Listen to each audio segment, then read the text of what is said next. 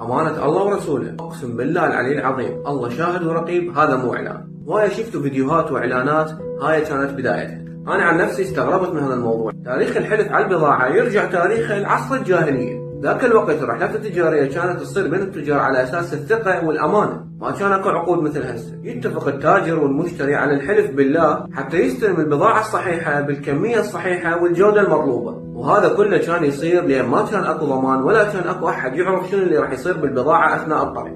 بس هسه كل هاي الامور راحت، بس ليش اغلب هاي الاعلانات هيك تبدي؟ الجواب ببساطة لان يريد يستعطفك، يجيب لك شخص من عامة الشعب، انسان بسيط، حتى تقتنع انه هذا الانسان البسيط لا يمكن بيوم من الايام انه هو راح يحلف كذب او انه هو يروج البضاعة مو زين، وبهذا يلمس لك الجانب الانساني، فيصير عندك ثقة بالمقابل وتشتري من عنده، وبالاول وبالاخير هو هدف جيبك. هذا الفيديو مقدمة لبرنامج اعلانات وكلاوات، خليكم وياي.